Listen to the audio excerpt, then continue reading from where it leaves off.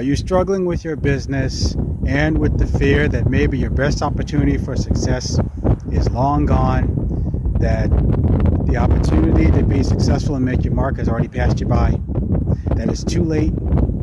Then take heart, because this message is for you. Happy 2020, everybody. This is Earl Bryant coming at you from the New York City suburbs of Long Island, Strong Island, New York, with a very special pearl from Earl, if that is you. Today's pearl is called Not Too Old, Not Too Young, Not Too Late. I'm going to share a couple of quick stories to let you know that you still have a chance to be successful. One from my own life and one from a person who is very near and dear to my heart.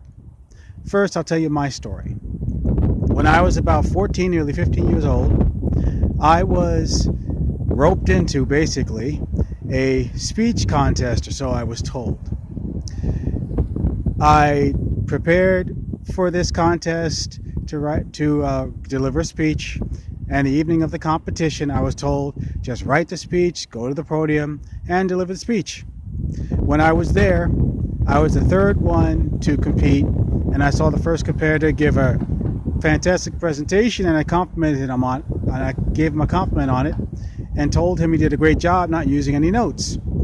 And he explained to me that it was oratory, something I'd never heard of before. When I asked him what it was, that's when I found out what kind of competition I was actually entered in, because nobody told me, because nobody knew.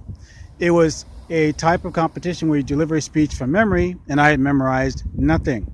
And needless to say, I failed miserably.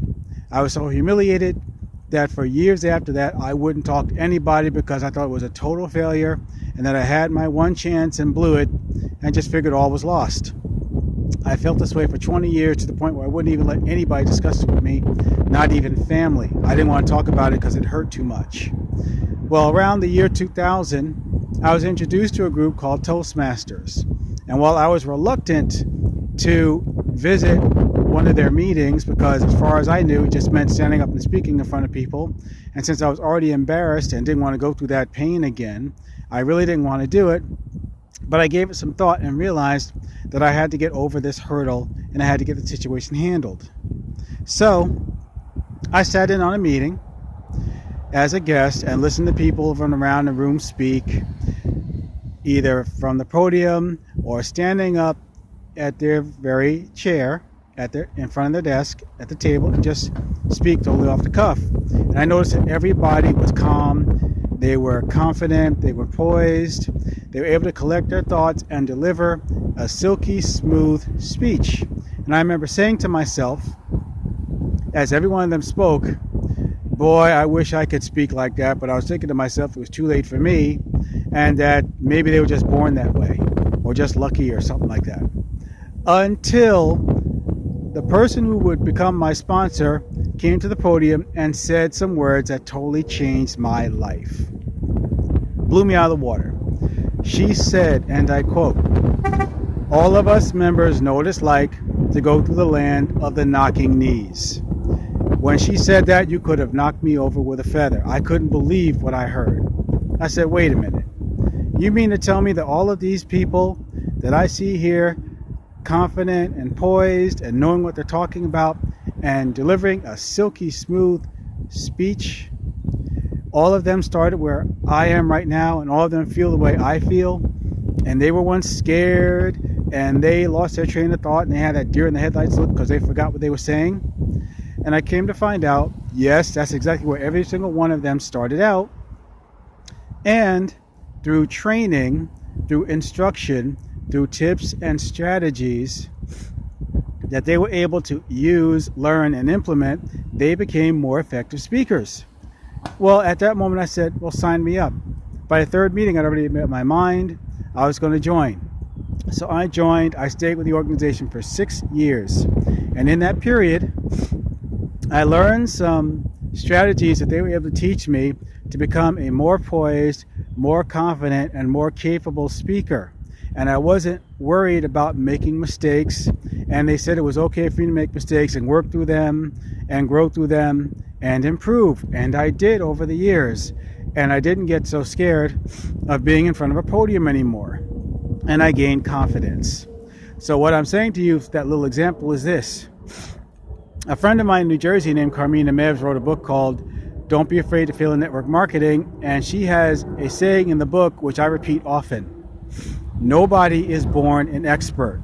So it's entirely possible for you to start where you are and learn a new skill. And even if you struggle through learning the process, you can become better through the struggle. And it's going to be okay. And if you make mistakes, it's not the end of the world. It's just a part of the growth process, and you're learning something that you didn't know before. It's perfectly okay. It's all right. If you fall down, you stumble, and you get back up. And by the way, we're at the time of the year where the Super Bowl is about to be played.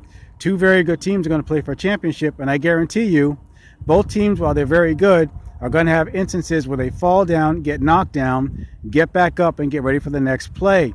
Because falling down doesn't make you a failure, but staying down does. Now, what the other story I want to get across to you is very near and dear to my heart, because there's someone that was very close to me who passed away 17 years ago this month. My grandmother didn't quite make it to 93 years of age, but she left a lesson for all of us when she got into her 90s. She was the type of person who was always on the go. My dad called her Saluda Flash because she was born in Saluda County, South Carolina, but she was non-stop, always in motion. The kind of person that, regardless of your age, no matter how young you were and full of energy, you just couldn't keep up with her because she was always on the move. That's why Dad called her Saluda Flash. She was the type of person who, on the spur of the moment, would find out that her friends were going on a trip somewhere, Myrtle Beach, Atlantic City, down to Miami, out to Vegas, to Great Salt Lake, and she found out there was an open seat. She said, "Save me a spot, I'm going," and she would go. And we find out a week or so later that she was gone. When she come back, or she sent us a postcard letting us know where she was, because she didn't let anything stop her. That's the way she was. Cooked in her own house, in her own kitchen, until the age of 87. Lived into her early 90s. Like I said, didn't quite make it to 93, but in the nursing home, she left a lesson for all of us and a legacy to follow. My sister, whose birthday is today, happy birthday, Karen, shared with me this message, and I never forgot it. She went to see Grandma when she was in her early 90s in a nursing home in a wheelchair. And my sister had 4 children. Her 2 youngest at the time were playing these handheld video games that were pretty popular back then, before the apps on the phone and such. Well, Grandma was always curious, and she said to her 2 young great-grandchildren, "What you got there?" And they were playing these video games, and they showed them to Grandma. Well, Grandma, being curious, asked if she could play. So my nephew and niece, who weren't that old at the time, I think they were quite 10 years old, showed her the video game. They let her hold it. They showed her how to position her hands on this video game, and they started to teach her how to play.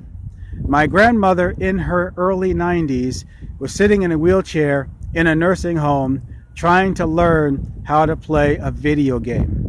The lesson that I got from Grandma, which lasts to this day, is that regardless of your age, it's not too late if you have the will to try. And that's what Grandma always did all her life. She was always trying something new, always trying something different, always trying to better herself.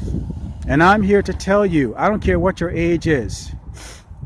My grandma was in her 90s trying to learn a new skill. You could be in your 20s, 30s, 40s, 50s, 60s, or whatever. The game is not over as long as you got breath in your lungs, a beat in your heart, and pep in your step, and you're of sound mind and body.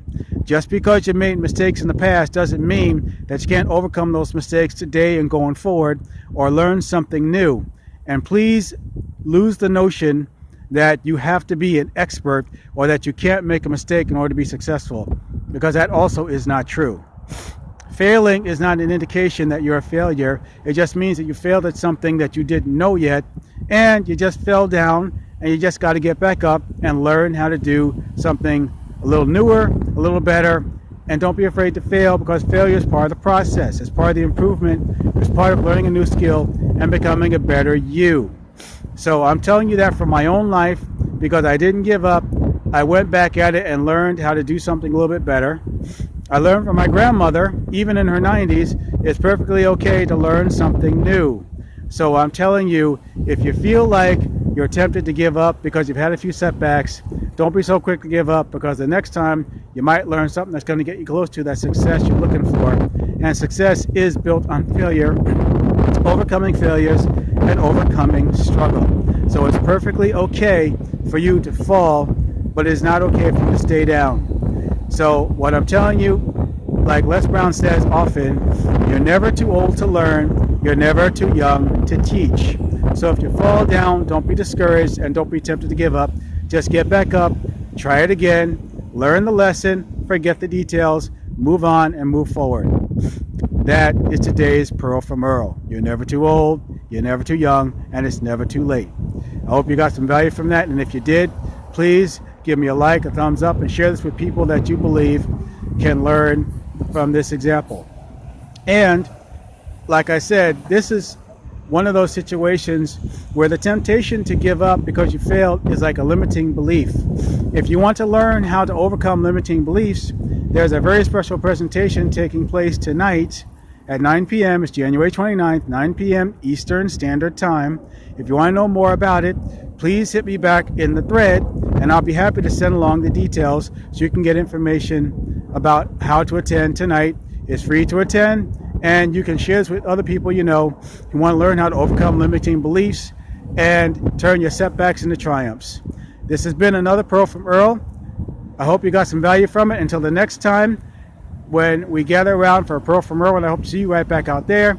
This is Earl Bryan signing off from the New York City suburbs of Long Island, saying take care, be well, be blessed, not stressed. Don't let failure stop you, and have a prosperous and productive and successful 2020. Take care, and bye for now.